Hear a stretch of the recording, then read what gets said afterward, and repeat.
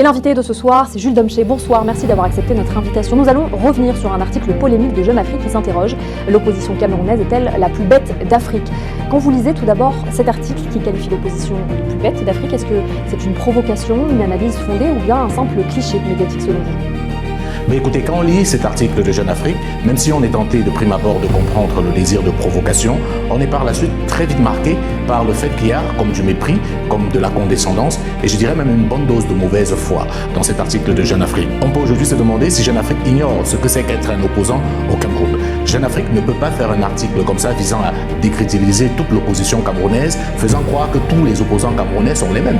Ils sont les mieux placés, étant des journalistes, pour savoir qu'il faut faire la part des choses quand on parle des différents leader de l'opposition camerounaise. Et au-delà de cela, ce qui peut être gênant dans l'article de Jeune Afrique et qui peut laisser transparaître une forme de compromission, c'est qu'on ne comprend pas légitimement pourquoi Jeune Afrique choisit de s'attaquer aux opposants camerounais au lieu de dénoncer la dureté du régime camerounais. Je voudrais mettre au défi les journalistes de Jeune Afrique et même les dirigeants de Jeune Afrique d'être des opposants au Cameroun.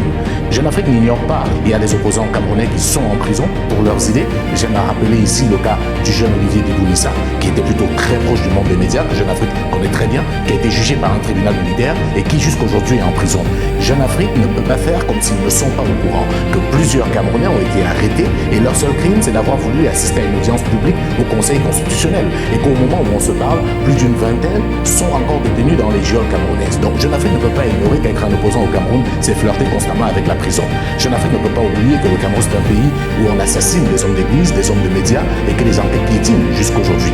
Jeune Afrique ne peut pas oublier que le Cameroun c'est un pays où tout est verrouillé, déjà au niveau de l'administration territoriale, où les sous-préfets, les préfets et les gouverneurs sont au service du régime. Quand on lit cet article de Jeune Afrique, on se demande mais pourquoi est-ce que Jeune Afrique ne choisit pas, au lieu de s'attaquer aux opposants, de dénoncer toutes les dérives que l'on connaît au Cameroun? Pourquoi est-ce que Jeune Afrique ne choisit pas de réclamer qu'il y ait des règles du jeu transparentes dans le scrutin électoral au Cameroun? Non, l'opposition camerounaise n'est pas bête. Le véritable problème, c'est que le système est totalement verrouillé et que la fraude empêche toute possibilité d'alternance. Donc venir vouloir faire croire aux Camerounais aujourd'hui que le problème du Cameroun aujourd'hui, c'est l'opposition camerounaise, me semble un peu fort de café et pour dire le moins tiré par les cheveux. Et je pense que le problème du Cameroun aujourd'hui, ce n'est pas son opposition. Le problème du Cameroun aujourd'hui, c'est un système qui s'est imposé depuis plus de 40 ans aujourd'hui. On pourrait même aller plus loin parce que nous sommes dans la continuité du régime du premier président Amadou Ahidjo. La preuve, c'est que vous avez aujourd'hui, à quelques exceptions près, les mêmes hommes qui continuent à tenir le pays d'une certaine manière.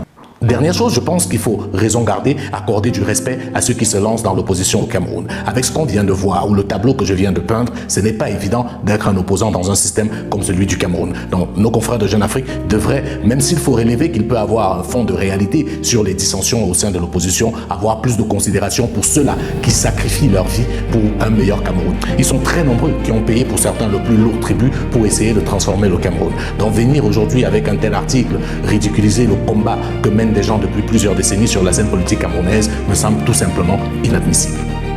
Beaucoup estiment que seule une coalition de l'opposition pourrait réellement faire trembler le régime en place au Cameroun. Mais est-ce vraiment l'unique stratégie possible ou bien existe-t-il d'autres voies pour espérer une alternance crédible au Cameroun?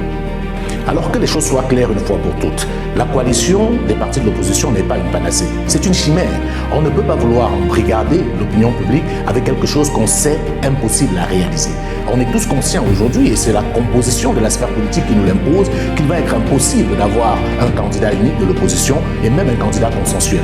On aura au Cameroun au mieux quelques alliances circonstancielles, mais on ne peut pas réclamer quelque chose qu'on sait impossible, pour des raisons qui nous semblent évidentes. Comme j'ai eu à le dire dans l'une de mes précédentes chroniques, c'est pas tous ceux qui se font appeler opposants qui le sont véritablement. Donc vous ne pouvez pas espérer mettre ensemble des gens que tout oppose. Il y a des gens dans cette opposition dont la mission c'est justement d'empêcher qu'il y ait une coalition de l'opposition. Il y a des gens dans cette opposition qui sont là pour d'autres calculs, qui sont là pour reconnaître la victoire du président sortant dès le lendemain de l'élection.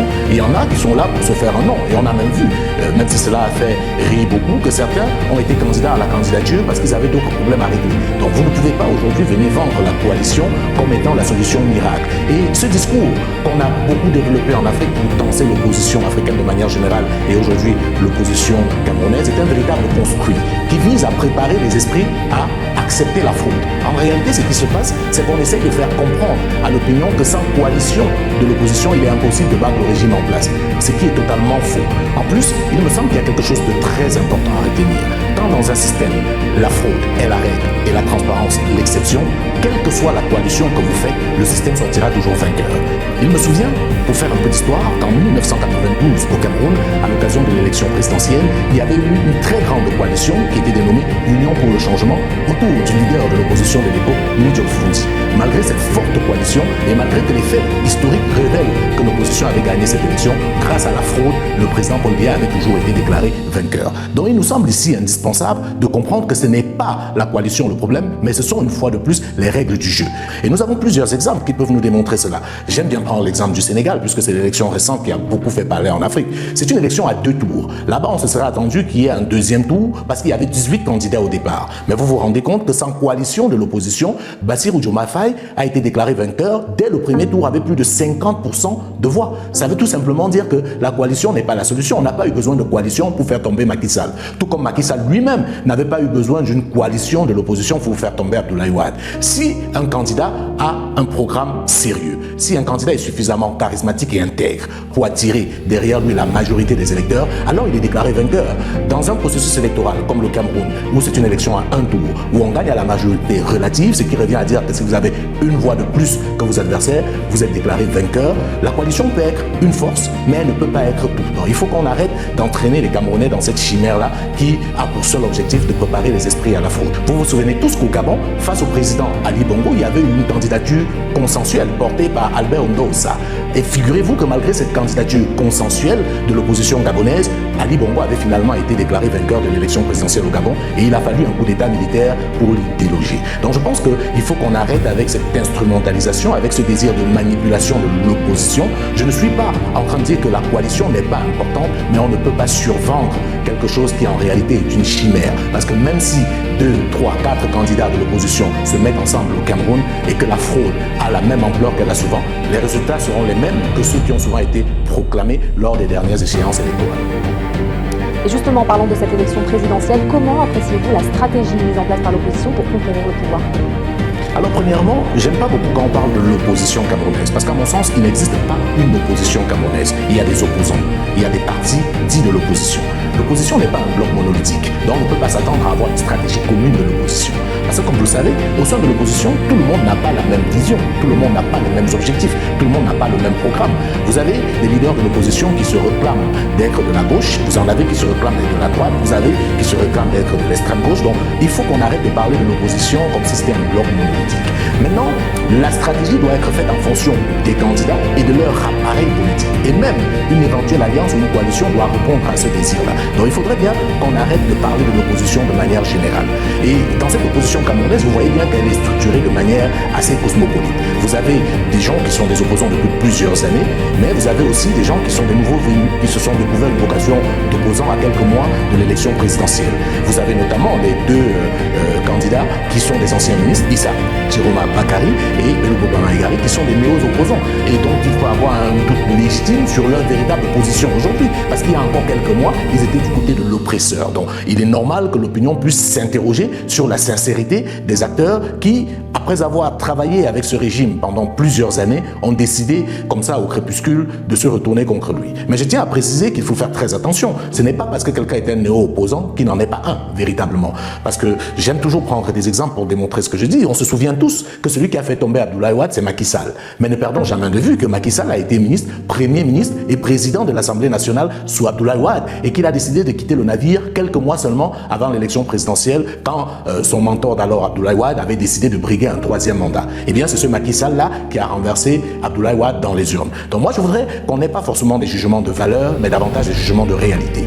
Que les opposants soient jugés, scrutés par rapport à leurs actes, par rapport à ce qu'ils font et non par rapport à leur parcours. Parce que comme on le sait, la politique est quelque chose de très dynamique. On peut avoir été en phase avec un acteur politique hier et ne plus être en phase avec lui aujourd'hui. Donc je voudrais qu'on sorte de ce schéma caricatural qu'on a souvent de l'opposition camerounaise. Et on dit ceci, je peux comprendre ceux qui sont animés par ce doute légitime quand on voit la posture de certains gens qui se proclament opposants ou qui se réclament de l'opposition, quand on voit la vitesse avec laquelle ils retournent leur veste en fonction de leurs intérêts personnels, c'est normal que les gens soient inquiets. Mais pour cela, je pense que l'opinion publique, la population de manière générale, sait distinguer les vrais des faux opposants. Il y a dans ce pays de véritables opposants qui ont fait de l'alternance leur véritable cheval de bataille. Et il y en a qui sont opposants par calcul de manière totalement stratégique et il y en a qui le sont juste pour des raisons purement alimentaires. Donc voilà un peu la structuration de l'opposition au Cameroun.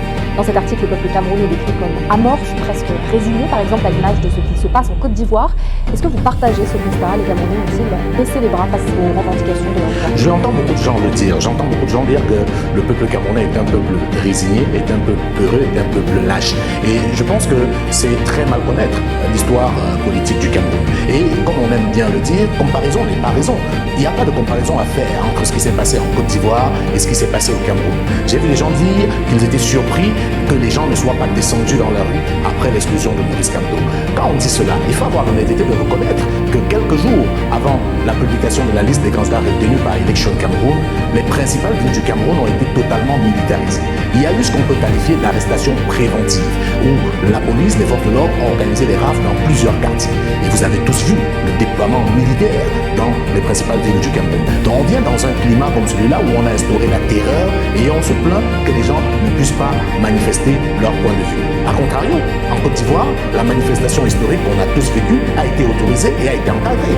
Moi, je mets au défi quiconque de donner la possibilité aux Camerounais de s'exprimer dans la rue lors d'une manifestation qui n'aura pas été arbitrairement interdite et vous verrez quelle est la capacité de mobilisation des Camerounais. Surtout que vous vous souvenez que même dans des conditions extrêmement difficiles, ce peuple a su se mobiliser. La dernière image qui me vient à l'esprit, c'est le retour à Douala de Maurice Kamto. Malgré la militarisation de la ville, malgré les routes qui avaient été bloquées, on a bien vu comment les gens ont pu traverser ces obstacles-là pour aller à la rencontre d'un leader. Donc je pense que c'est un peu facile de juger le peuple camerounais de manière hâtive comme ça, sans comprendre le contexte dans lequel ce peuple doit exprimer ses opinions. Je profite également pour dire qu'il faut qu'on fasse très attention avec cette histoire de manifestation publique. Parce qu'au Cameroun, malheureusement, les manifestations sont quasiment interdites. Je crois que sur ce point de vue, la Côte d'Ivoire nous a donné un bel exemple. Une opposition peut pouvoir marcher, comme cela a été le cas, et être accompagnée par les forces de l'ordre pour éviter les débordements. Ce qu'on doit comprendre, c'est que si on lit la Constitution camerounaise, ce qui est garanti par la Constitution camerounaise, c'est la liberté de manifester, ce n'est pas l'ordre public. Ce qui revient à dire qu'en réalité, interdire une manifestation, c'est ça qui est illégal. C'est pas marcher qui est illégal. Marcher, c'est un droit constitutionnel. Par contre, interdire une manifestation, c'est totalement illégal. Parce que quand vous avez même l'esprit de la loi, ce que le législateur voulait, c'est que même si une manifestation présente des potentialités de troubles à l'ordre public, alors l'administrateur a pour obligation de trouver un autre moyen pour que votre liberté s'exprime. Il peut vous proposer de changer de lieu, il peut vous proposer de changer d'itinéraire. En réalité, l'interdiction ne doit intervenir que dans des cas extrêmes où on n'a pas pu trouver de solution pour que la liberté se manifeste. Je le redis une fois de plus, ce qui est garanti par la Constitution, c'est la liberté de manifestation, ce n'est pas l'ordre public. Merci Jules Domché pour toutes ces précisions.